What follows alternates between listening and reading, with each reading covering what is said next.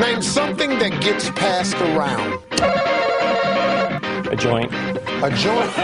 Now, streaming live on the Marijuana Agenda. Oh, really? What are you people?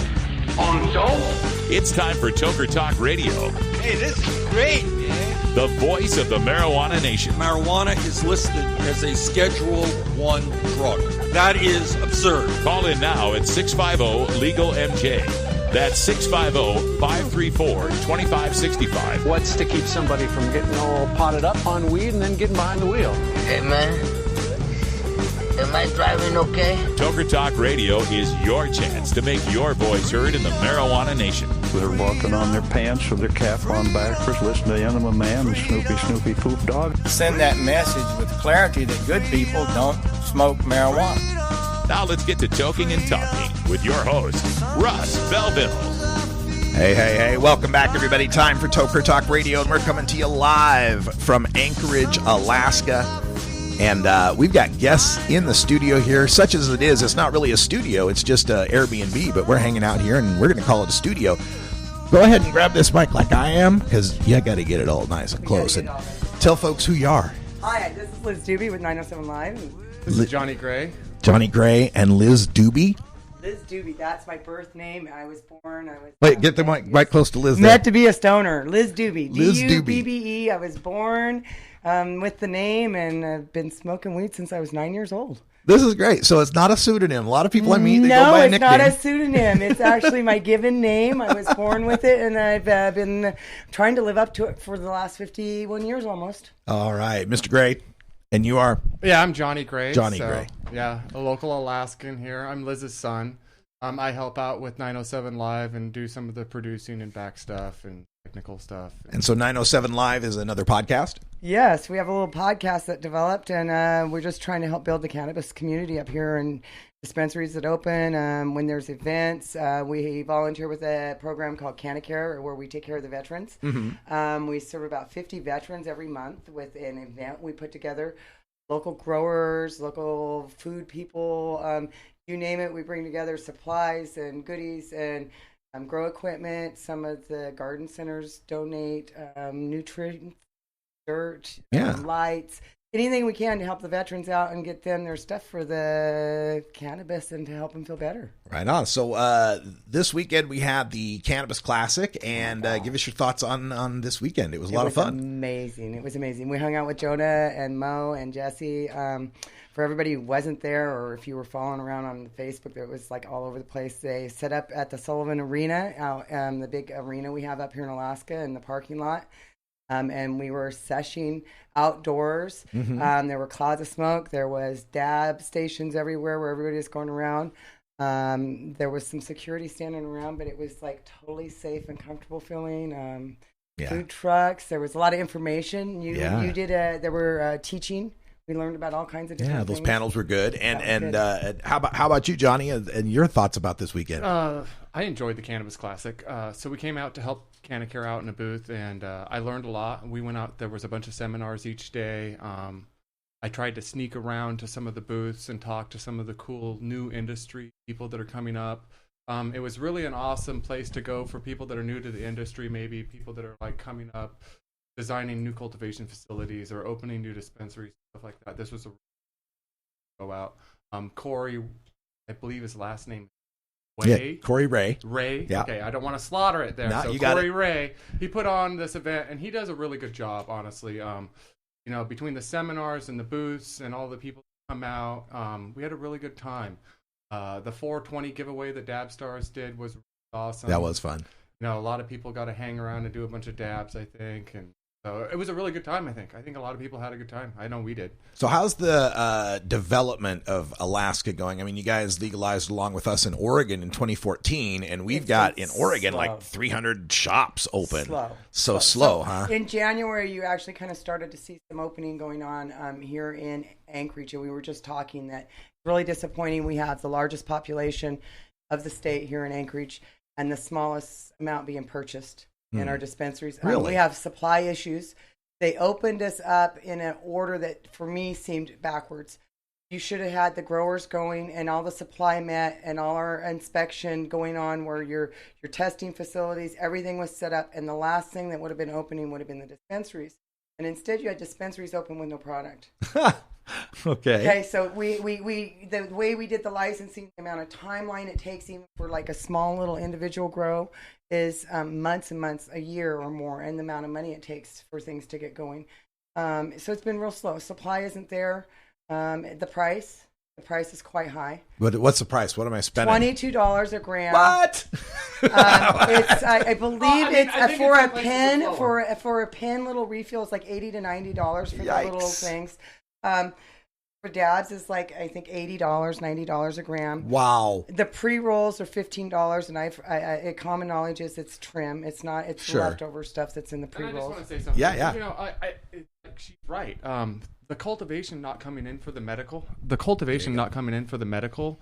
Oregon, I believe, had a little bit of a medical background before, so we kind of became legal at the same lines. But they had a medical background that was there for, like, I want to say 3 years in the cultivation. We had our dispensaries officially open in 2013, and then we got on to having regulations and stuff a little bit later. I'll tell you what, let's take a break, and we'll get right back to that subject here as our live discussion in Anchorage, Alaska, on some of the pitfalls of starting up the industry here in the 49th state. I'm Radical Russ. You're listening to Toker Talk Radio on the Marijuana Agenda. We're back right after this. You're listening to the Marijuana Agenda with Russ Belville. Looking for the 420 friendliest way to visit beautiful legal Potland, Oregon? I'm Lori Duckworth, inviting you to come stay with us at Delta 9 House and Studios. You get your own private room with queen bed and access to our high-speed Wi-Fi, premium entertainment system, and more. We'll even cook you breakfast. Look us up on Facebook at Delta 9 House. That's facebook.com/Delta9House.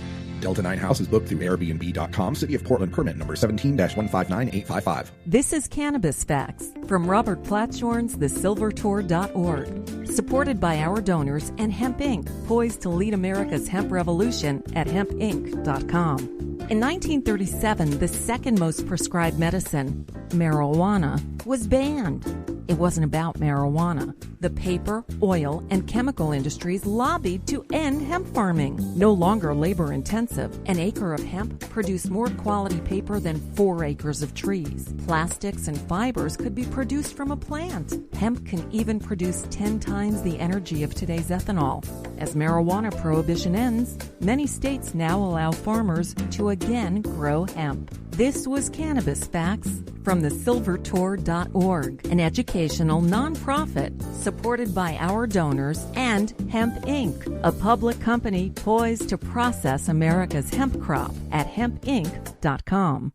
The Marijuana Agenda, like the alcohol agenda. But a lot safer.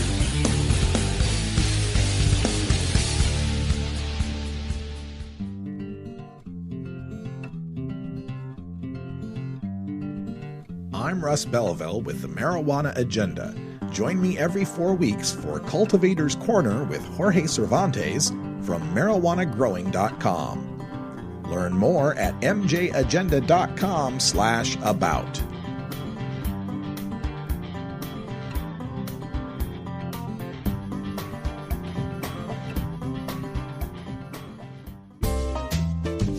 I have a package here for Radical Rick. Is there a Radical Rick here?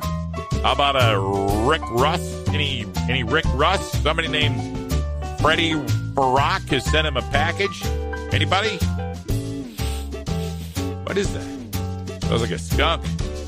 It's time for Toker Talk Radio, the voice of the marijuana nation. Call in now at 650-LEGAL-MJ. Welcome back, everyone. We are live in Anchorage, Alaska. This weekend, I took part in the Cannabis Classic, and if you look at the scroll on the bottom of the screen, those are the winners of the Cannabis Classic. I got them all listed, except for the best booth. I didn't have that one listed, but it's in there. You can get more information by going to gocannabisclassic.com. I'm also checking out the live chat room we've got available on our YouTube stream. If you got any questions for our Alaska cannabis community experts here, please let us know. Liz and Johnny are here. Liz Dubbe and Johnny Gray. And yes, her name really is Liz Dubbe. Welcome back, guys. Hey, how's it going? Thanks for having us. So we're talking about getting the industry up and running here in the state of Alaska, and it's been moving at a snail's pace. And I think a lot of people in the lower 48 don't recognize the fact that while Oregon and Alaska have a lot in common, we both did medical in 98. We both passed legalization in 2014. But in Alaska, they didn't move forward with their a dispensary system, like a regulated medical system. No. And we kind of bootstrapped off our medical system when we went rec. So tell us about that. Now, see, okay, and I didn't follow it a lot, but from what I understood, they didn't allow cultivation facilities. Yeah. It was basically kind of private. If you got a medical card, you kind of grow privately. They didn't allow a real cultivation commercial product to be initiated for people to go to dispensaries if they had medical cards, and kind of it was really it's a hard thing because, like you're saying, until in 2014 when it became recreational legally, no one really looked at cultivation in Alaska.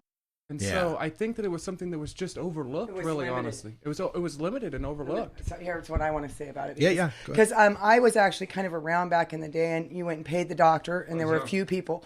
There was literally you grew it yourself. They didn't have a program. The problem with doing a medical program is if I'm disabled and I'm medically limited, I might not be able to grow for myself, which means I have to have a dispensary to go get it at, or I need a grower to help. In Oregon, my brother has a medical need, and he has a grower that grows and supplies for him, and he gets his weekly supply, and that grower supplies for several different people's medical needs. For us up here, that didn't happen. They literally made it where you could go get a card and you could grow your set amount of plants and have a set amount of possession, and it made that legal to do. That was all our medical was. We had no dispensary program. We had no assigned grower program. No caregiver program. So all of that has developed over the last 4 years. Now you can go get the caregiver pat. You can get the licensing. And then it's still one of those, the caregiver had to do everything for free. Mm-hmm. There was no compensation of cost or anything. There's all these things where somebody has to absorb the cost of all of this to make this stuff work. Sure. And because we failed at setting up all the pre-stuff that you're talking about. These other states really did.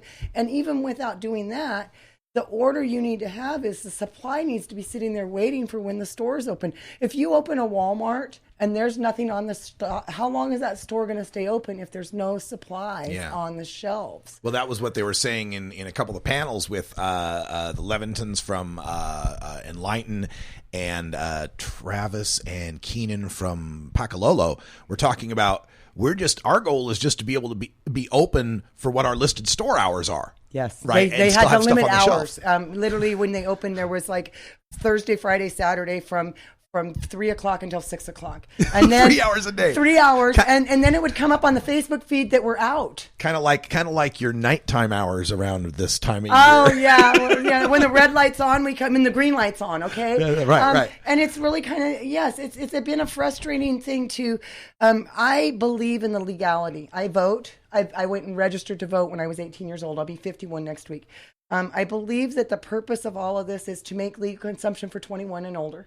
I think the arguments against this, the kids will get it, all of this, the black market people don't care. The people who would go down here, if you're a kid and you want to go get cannabis, you're not going to get it at a shop. Right. Okay, so if we want to protect children, we need legal ways to get it. And then this whole thing of making it so difficult to do it legally, whether or not it's a dispensary, or let's start talking about on-site consumption. Let's talk about potluck events. Yes. Okay, potluck events and the on-site consumption that we're dealing with.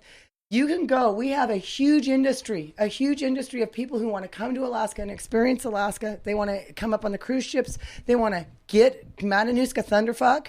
They want to get Sensimillas. They want to get all these different types. And they want to be able to consume it. So when they buy it, where are they going to consume it? Where can, unless you go rent a house like this or a B&B or something, where can they legally go and consume? They're going to get a $100 ticket. Well, then they're scared. Let's use fear. Let's scare people into not doing stuff. So, and then there's all this money we're supposed to be making off of this stuff. If we don't have on-site consumption, if you walk in a dispensary and you want to buy it, you should be able to go in this other room like a hookah lounge or like at the bar and sample the wares. Have time to come down enough to legally go out and drive and not be intoxicated where you're not safe. If I can go to an event and smoke a cigarette outside the Soli, if I can go out to an event and go to the beer garden at the fair, why can't I stand at the fair and do this? I have no good answer for that. We figured out how alcohol works. We figured out how tobacco works. Marijuana is kind of in between the two as far as it changes your mental outlook and it creates a smoke. So why can't we deal with it? We did have a comment from the chat room. They wanted to ask, how'd you get Jared Kushner to come in and smoke a joint with you? How did I get Jared? They say you look like Jared Kushner from Trump's son-in-law. Oh, that's hilarious. I guess that's a compliment. I don't know if it is, but I don't know. He's rich. I wish I had that kind of money. That'd be nice. Tag him and get him. I'll be his, what's that called? His dupe? His doppelganger? Yeah, doppelganger. Yeah. There we go. A job in that for me. So back into Alaska stuff that's different that I learned while I was up here is, number one, the state of Alaska does not have a Department of Agriculture. No, we do not. So, which you think about it makes sense, right? Unless you're farming snow, right? You look at, we don't have a lot of land up right. there that's farming. Right. Anyone who's come to Alaska, it's not like we have fields everywhere. Right. So right there, as far as dealing with an agricultural product like cannabis, there's not as much institutional understanding as you'd find in a state like Oregon, where at least they've grown hops or something, and you can compare it. They had and another thing I brought up, me and Corey talked a bunch about was the hops, and there was a huge seminar, and the comparison of how it ended up being that you guys had like a huge jump ahead of us, Oregon did, because you guys had this brewery industry that was there that really set the standard for your cannabis industry to be so great. Yes. And we missed out on it. We're isolated. That's true. So no Department of Agriculture, and then I found no regulations with regard to pesticide testing on your cannabis. That's a big hate that everyone's given up here. Yeah. And it's something that I think has just been handed to the growers to be kind of trusted. And like, if you're a good grower and you're producing good products, we'll just kind of trust. Who wants to pay more for more testing when we're paying $22 a gram and they're going to charge us more to do more testing? The genetics aren't doing the testing because it's not being required by the state. And in order for the grower to want to do it, it's got to be required. And then somebody has to pay. There's the money game again. And so people like me who maybe pesticides bother end up having to grow my own and don't go buy at the dispensary. And I provide for myself legally at home that way. There you go. Yeah, because, at a certain point, I would love to have the pesticide testing. I think everyone would. We would love to have maybe stable regulations like Oregon did, and then have a block set up that's these are legal, these are not legal, and then then we have an allowance of this is basically okay, this is not okay. Instead of just everyone should know that some sort of pesticide, I think, is used because people lose money in the long run. If I have a $70,000 crop and I get a bug infestation, I can't afford that. It may bankrupt me. And so at a certain point, I kind of feel for these guys that are growing. I just would like it to be maybe a little more educated, and then maybe some regulations on it, kind of like Oregon did. I think it would be a great thing to have in Alaska. We have the chance to follow in the footsteps of Oregon and Washington and Colorado and all of these great states. And so I think we're just trailing behind just a little bit. We have a great industry up here. Don't get me wrong. And all sorts of interesting inroads for your industry in that you've got such an amazing tourist influx in this state. People coming into the interior, places like Fairbanks for the wilderness, coming into Ketchikan and Skagway and all these places with the cruise ships and such.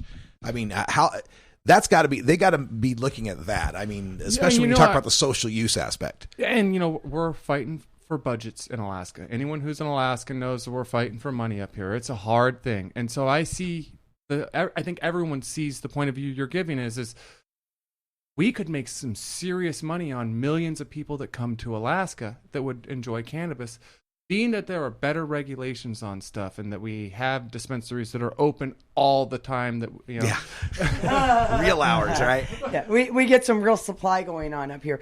The thought that came to me as you guys were talking about the pesticides, I'm gonna have to you've got to have a break. I gotta have to have you hold that thought, because as we wind up our live coverage here from Anchorage, Alaska, my internal bodily clock is still an hour ahead of where you're at, which means that right now. 420? Yes. It's 420. Hide the dope. We don't have any dope. Then what did I just smoke? All right, that sound means that it's 420 in the Pacific time zone. That means under my union regulations, I'm required to have a mandated safety meeting, and I've got to instruct you guys on safety. So we're going to be safe, and we'll be right back after this.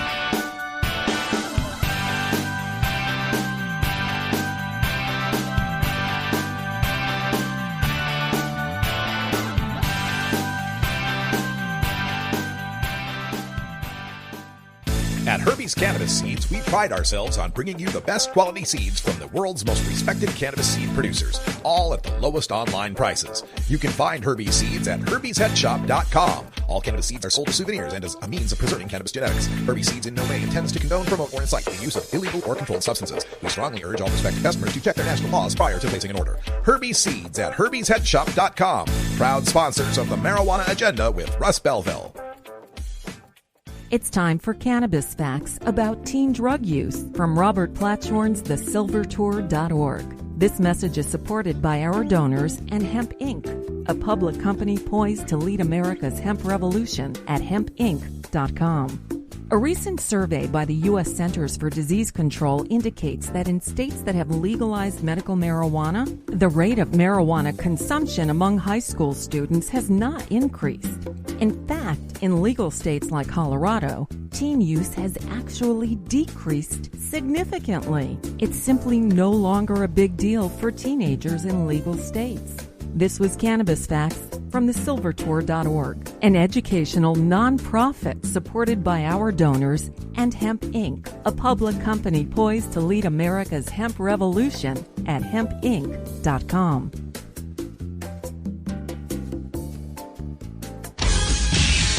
You're listening to the Marijuana Agenda with Russ Belville.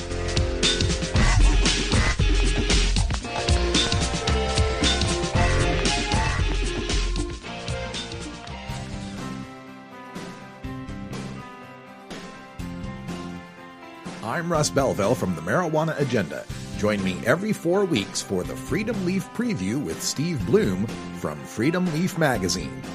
Learn more at mjagenda.com/about.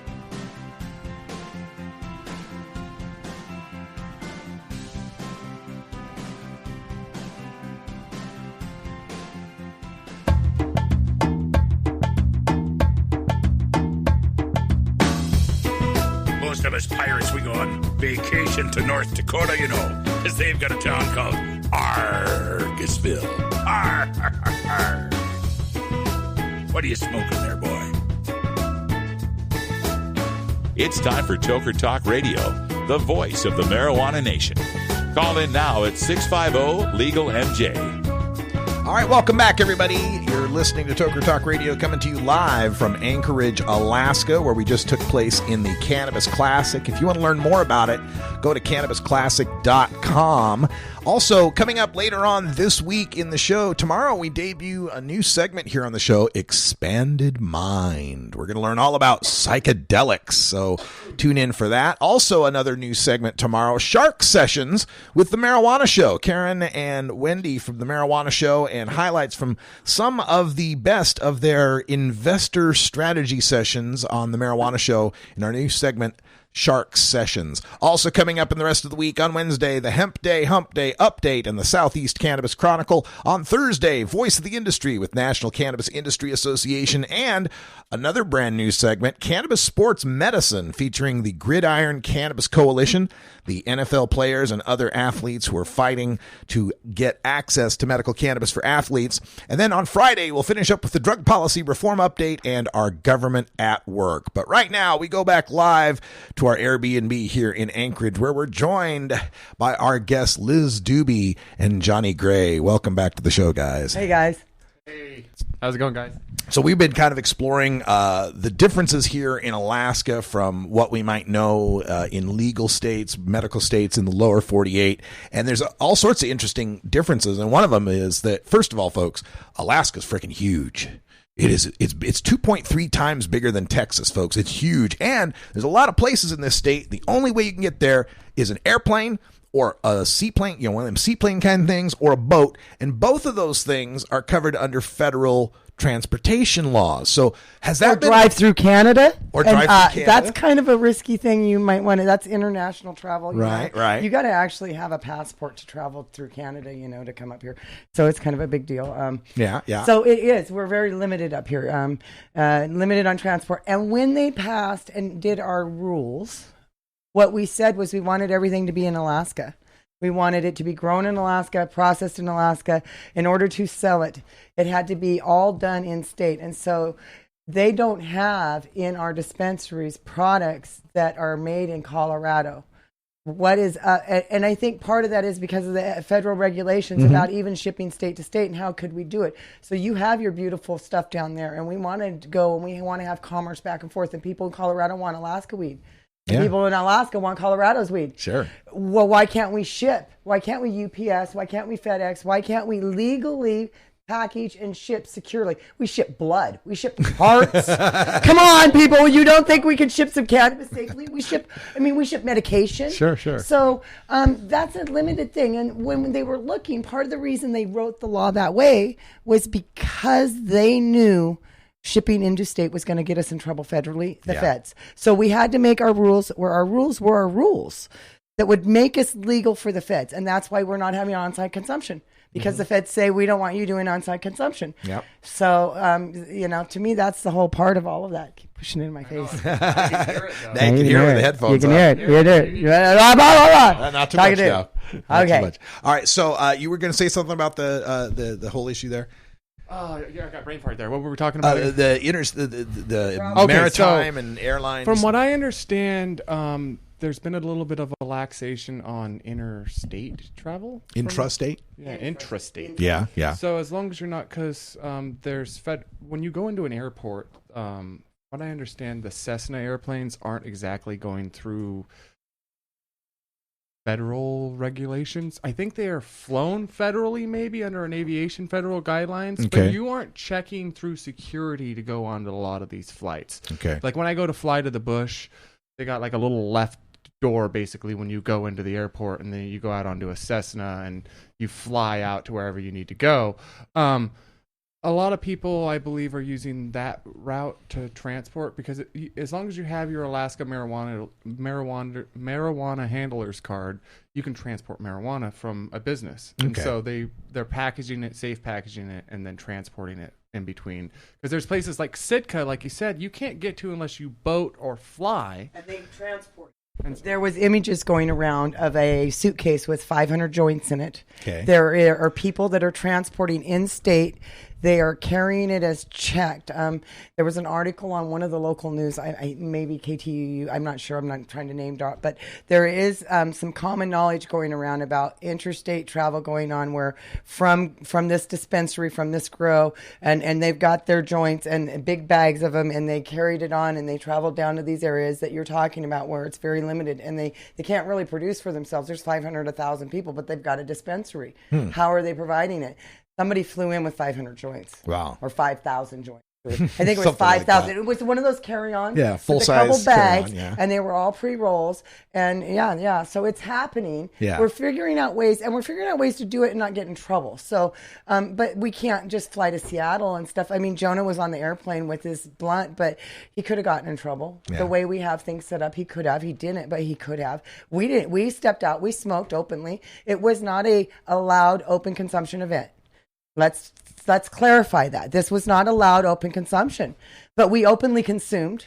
Yeah. We took the risk of whether or not we could get a ticket for $100. There were no police. It was a very relaxed environment. I saw the car once circling the parking lot. That was it. The event staff that was security was there in case there was violence, which guess what? Other than the Christian religious crazies who were out there threatening people, there was no violence. Yeah. There was no problems. We had no medical needs. Not once was there a need for a medical emergency. Yeah. It was a very just calm and fun event. And so I don't know why people have so much problem with it. It is baffling, isn't it?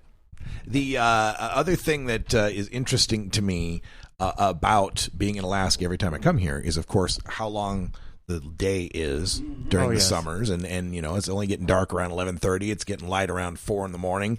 And the opposite, of course, as you get toward winter. So I imagine as a grower up here, it's got to be indoors and, you know, a lot of control. I think that there's a very small window that outdoor cultivation happens. I don't outdoor cultivate at all. It's got to be under autoflower. Okay, so anybody who's growing these outdoor, they grow the autoflower where they automatically go to flower. They grow a certain amount of time and then they go into flower because there's no lack of daylight. Or they have a big hoop tent thingy, which you can see online. They do in Oregon and stuff where they limit the light on the outdoor greenhouse sort of thing.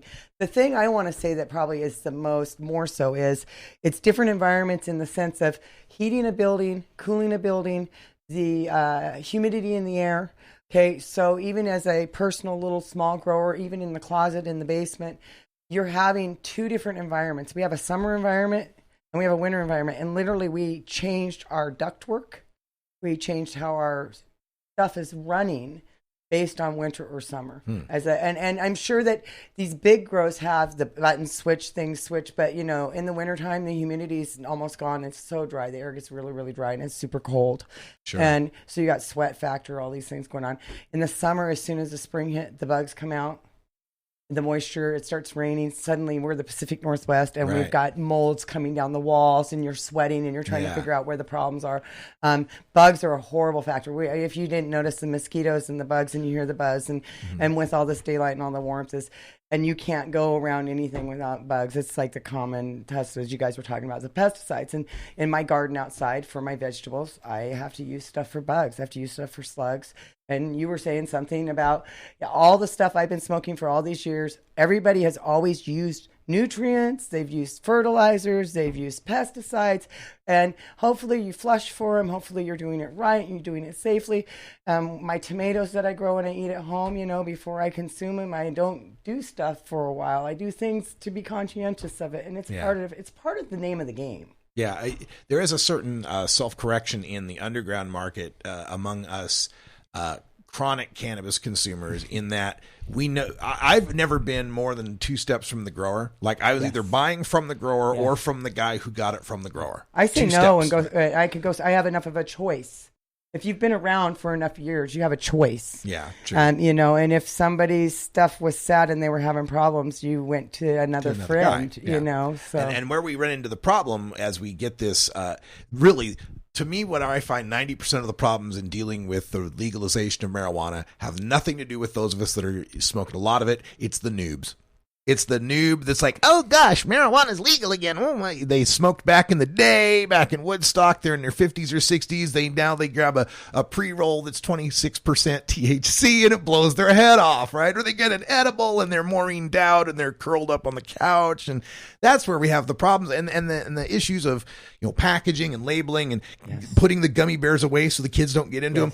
We've had this down. Okay, for years, I'm like, that's I'm edibles queen. So during the event, I was Jonah and everybody, we were all eating my edibles. I do it at home. I don't have a shop or anything. And I went to the event. We volunteered at Cannabis for the event. We were conscious about it. Everybody knew they were eating an edible. Everybody knew kind of approximate milligrams, you know, of what my strengths were. At home, as a responsible person, I would make infused and not infused. The infused, I put green food coloring in, and everybody knew if it was green, it was ganj. And if it was regular, it was regular. If there were kids in the house, I always made sure and made regular so that if a kid wanted, they weren't sneaking. Yeah. So what happens is you only make gummy bears that are infused, dumbasses. You got 5 kids. Let's get real here, okay? I'm sorry, but I am insulted. I raised 2 sons. My kids never Never accidentally ate the goodies because I knew that it was important that my kids didn't get exposure to it until they were old enough to do the stuff. They would become responsible adults. I'm heated about this. It bothers me. It bothers me. It's so easy to be a responsible adult and consume responsibly and protect children. And it is easy as making 2 types of cookies. Mm-hmm. That's how easy it is. And when the kids want a cookie, they can go over here and they know. And then they're not going to go sneak these over here because they know. They know. And if you've got issue, then don't consume. If you can't be responsible, then don't consume unless your kids aren't around. Or, I mean, there's all kinds of ways. People only have a drink on the weekend or something. You know, people can, if you can't be responsible, then maybe you shouldn't. There you go. From Liz Dubbe herself. Me, myself. I love Take it. care of our kids. And the son here can verify that growing up it was responsible. It was a big deal. I didn't use until I was older. Yeah, I mean, out of college. And stuff. And see, I didn't until I was 22. Yeah, I was a responsible person. I went to college when I was 17. By the time I was done, I didn't use or drink alcohol until I was of age. Oh, jealous, man! Because I started alcohol when I was 16. I experiment. No, I can't say that I did experiment. I tried cigarettes and stuff like that. I was like 12, my first cigarette experience. Not not around me. But I never, it was always like, oh, I'm going to try that. I didn't knew that it was wrong. And then like, I wasn't going to do it again. I never like. It was a normal, I think, kids exploring. That's what I was getting at. I think everyone kind of does that little bit of exploring. And then I realized that I needed to grow up and become an adult, I think. All right, well, we're going to take a break, and when we come back, we got one more segment here live from Anchorage, Alaska, discussing the ins and outs of marijuana legalization in the 49th state. I'm Radical Russ. We'll be back right after this. You're listening to the Marijuana Agenda with Russ Belville. New beginner guitars and banjos are often constructed much better than ones built before your time. Why struggle? Get a new instrument or fix the old one. The trusted professionals at the Fingerboard Extension will evaluate your instrument for free. Repairs are priced for people who work for a living. Stop by the Fingerboard Extension downtown Corvallis at 120 Northwest 2nd Street today, or check out its inventory on the web at fingerboardextension.com. Hey, this is Willie Nelson for Normal. And I smoke pot and I like it a lot. I learned a long time ago that marijuana is a lot safer than alcohol. There's nothing wrong with the responsible use of marijuana by adults. It's time we stopped arresting and started respecting those who smoke marijuana responsibly. To learn what you can do to help, contact Normal at norml.org or call toll-free 888-67-NORMAL. You're listening to the Marijuana Agenda with Russ Belville. It's like I picked the wrong week to quit smoking. Learn more at mjagenda.com.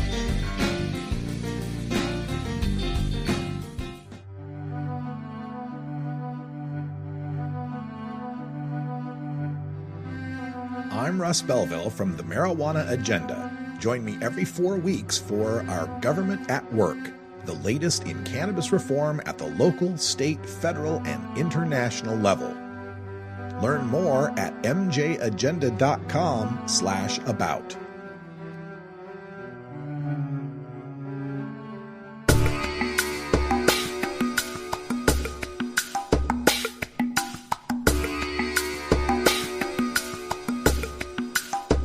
Pod 2.0. It's not your father's Woodstock weed. It's time for Toker Talk Radio, the voice of the marijuana nation. Call in now at 650-LEGAL-MJ.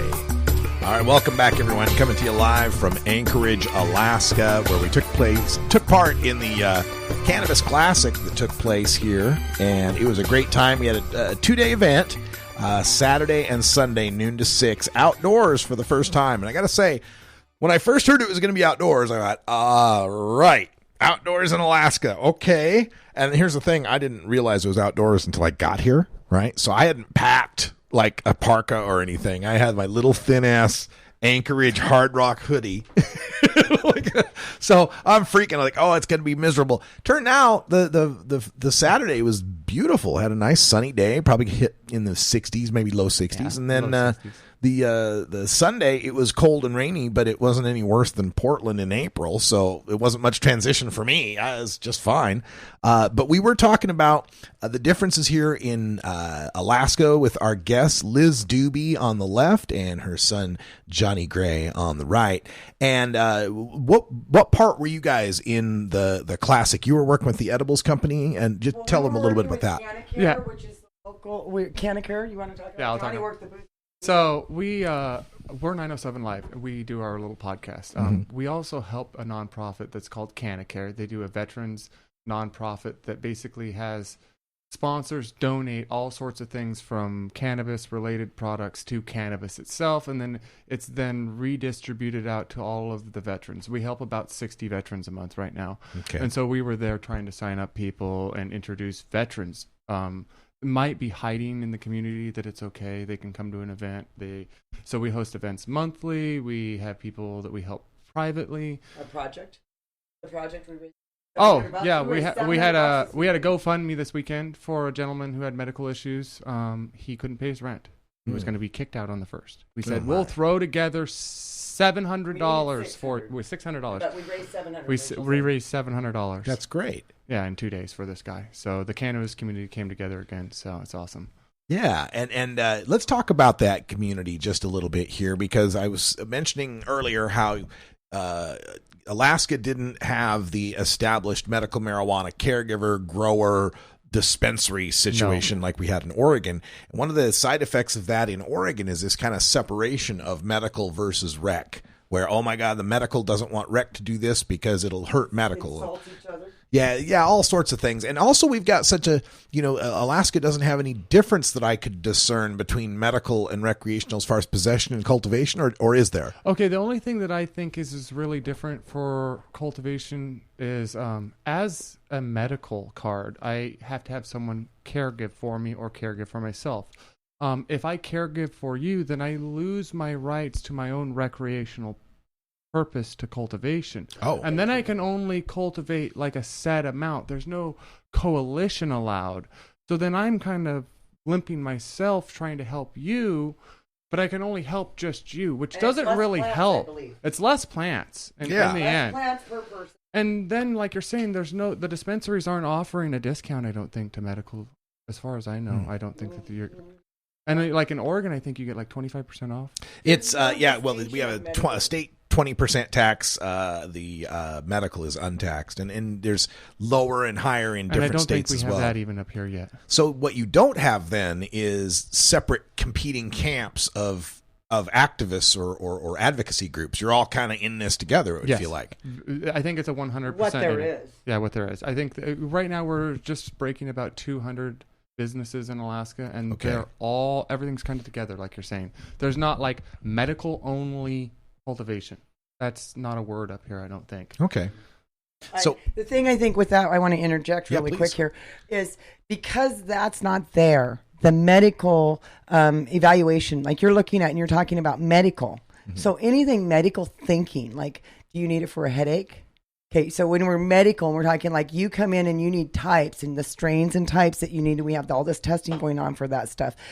You need certain types and certain strains for your type. If you've got glaucoma, if you've got migraines, if you've got body pains, okay, you're looking for different needs to be met.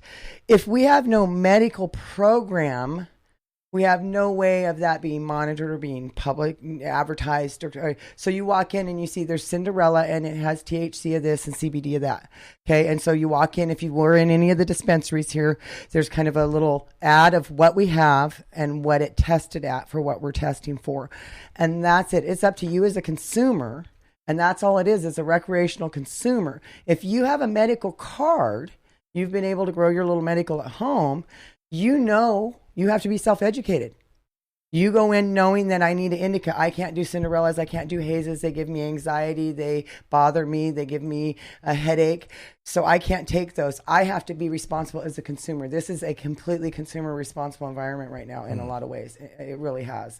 Because we didn't do any of the work from 98. Yeah. Because it just sat there stagnant. Then we passed the law and then we drug our feet for 18 months.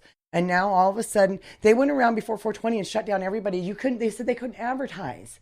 for 420 events. They took 3 days before. I'm going to bring this up real quick because 3 days before, our AMCO went around, gave letters out to everybody. Tell me what AMCO is. AMCO is Alaska Marijuana Control Board, and it's a group, a selected body, and they were appointed and elected. I think appointed. I'm not the pro here. There were people who were supposed to come who know more about this than me. But so they have been interpreting the rules as we voted them. And then they decide what's allowed or not allowed. And they decided that 420 consumption should not be allowed at this place. And they shut down the 420 the third year in a row. 2 years they had open consumption at a club we pay to be a private member of. They told them you have to shut down. They made them close their doors. They went to all of the dispensaries that were having any sort of events and said you can't have a balloon in front because you might attract children. You were giving an example of something that's like if you have a bounce house and you have balloons and you have a clown and you're having fun and you're having some sort of event and you put smiley faces. God forbid you do tie-dye and act like a fucking hippie. And you might, oh my goodness. They came around and they gave all these letters. It's all over on Facebook on all these different people's websites. Okay. They've came around and compensated CBD oil and shut down people with their CBD oils and tested them. We are being treated like criminals. You wonder why we aren't open? Because everybody who is our legislative bodies, our legal people who said they wanted us, who we voted on, are doing everything they can to stop it. They're coming in. They said, the letter said that they had a plan with APD, Anchorage Police Department, in the letters that went out, the letter that shot down potluck events. They had a working plan for how they were going to come in and enforce the disallowment of this, that if you open and you do this, we're going to enforce that we're not allowing this, that you're going and breaking the rules. So we need more. We voted, we had Teresa Collins and Lee Haywood and all of these people were part of this movement. And there was a lot of work to get the legalness happen. And we've got the dispensaries and we got the money coming in a small amount. But a lot of this advocacy is not happening right now. Yeah. It's not there. You didn't see it at the event. You're not. People are kind of on their laurels right now, and we're going to probably lose out if we don't get our shit together. Well put. Liz Dubbe here in Anchorage, Alaska. And I'm glad you mentioned Teresa Collins, who passed away recently, but she was the first Alaska activist I'd ever met. She was a guest on the show a couple of times as well. And I'm honored to be here and try to continue her fight. No doubt. And we honored her as well at the awards ceremony that was held at the 420 Potluck Events Center, which is not called 420 Potluck Events anymore. It's 423rd Avenue, and it's a building that was rented for the event. Yeah. And it's the former, they made them take down any semblance. It's former Potluck Events facility. Even that night, all of us were there knowing and feeling like we were at Potluck Events. Exactly. But they made him take every poster down. Everything was in a room next door. It's a seasonal change is occurring. And if we really want to have on-site consumption at dispensaries, if we want to have a place like Potluck Events, then we have to come together and make it happen. Yeah. As a community, you guys down there in these other areas, you guys have things because people fight. Right. People make it happen. People go stand on street corners like the religious people on there. I mean, I didn't see nobody on their knees converting, let me tell you. Well, I had heard from the guys from Pakalolo on one of the panels talking about when they opened and had their limited hours for the few days they could open, they'd have people out in line like at 4 a.m. in negative 40-degree weather. That's Fahrenheit or Celsius. They're the same at negative 40. That's a little trivia fact, by the way. Yes. Nerd. And about 15 below, your moist boogers freeze around your nostrils. So you can imagine you can't even breathe. It burns your lungs and your nose to breathe. You don't realize until you try to exist in this sort of environment. There's a reason your faces are covered and there's all this frost going on and everything. It's not a nice thing to feel. So if these people can wait in line at negative 40, can't they get out to a place and testify? Can't they organize a protest? Can't they have a petition? I mean, you would think. Alaska's a little different in a sense of we're kind of anti-government in a sense. A lot of people come up here, we're rebels. Yeah. And so I have a history where I worked as a census worker and I've gone around and tried to count and that brings funds in from our government for our roads and for our schools and stuff like that. And people don't like to participate and be invaded and be bothered, and they want their privacy. They came to Alaska because they want to be left alone, and I've got the legal right to do things. And everybody is lazy and doesn't want to stand up. Most people look the other way and don't. Most people don't stop and help somebody. Right. Most people don't take a minute. They just keep driving by. I heard from a few of the panelists the other day that, well, you know, here in Alaska, we just act like we're our own country anyway.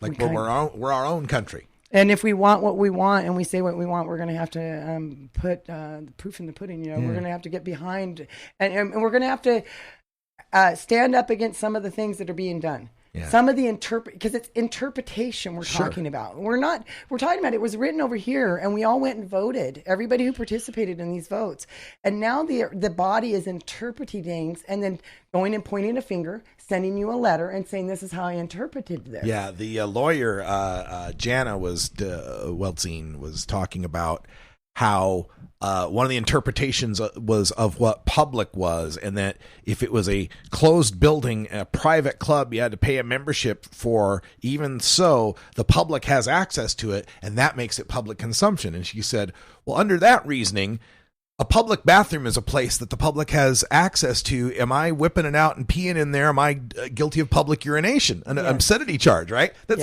it's like suddenly when it's marijuana, oh my God, we can't even let adults do it in a building with each other voluntarily. Well, and my problem is like, where did it become alcohol was allowed to drink in a bar, but we can't consume marijuana like somewhere legally? Like, you can smoke cigarettes and drink alcohol in a closed environment legally, but we can't smoke marijuana in a closed environment legally. Where did this? I want to know who thought this law up. You go to the fair, though. Are you like in the alcohol business? Like, literally, I want to know. Like, do you guys have shares in the alcohol business? Because that's what it seems like. It feels like it. It really does. That you guys just want to like keep cigarettes and alcohol going.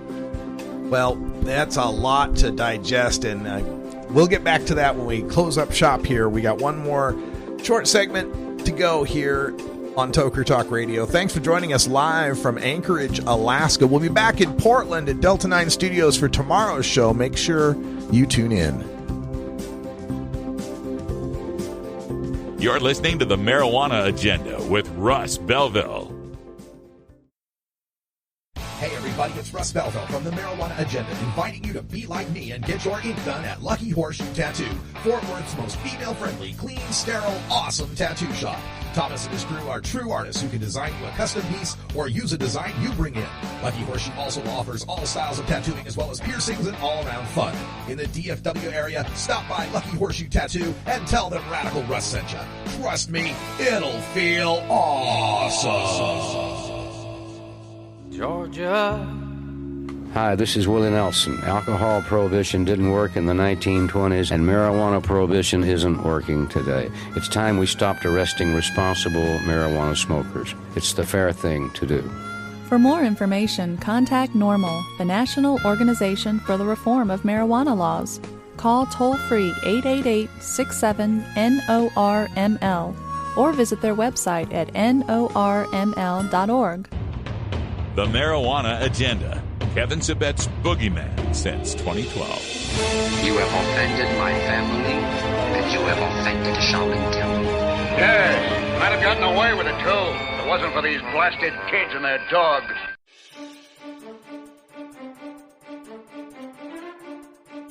I'm Russ Belville with the Marijuana Agenda. Join me every 2 weeks for the Marijuana Policy Insider with Marijuana Policy Project. Learn more at mjagenda.com/about.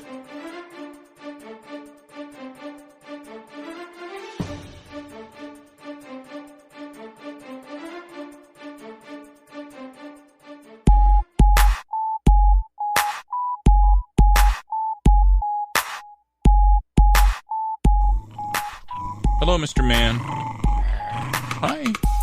I'm working. I'm sorry. No food till this is done. It's time for Toker Talk Radio, the voice of the marijuana nation. Call in now at 650-LEGAL-MJ. So I've said this many times on the show before that in every city in America, there exist these buildings. There are these buildings that were constructed with the express purpose of allowing people to consume drugs in them.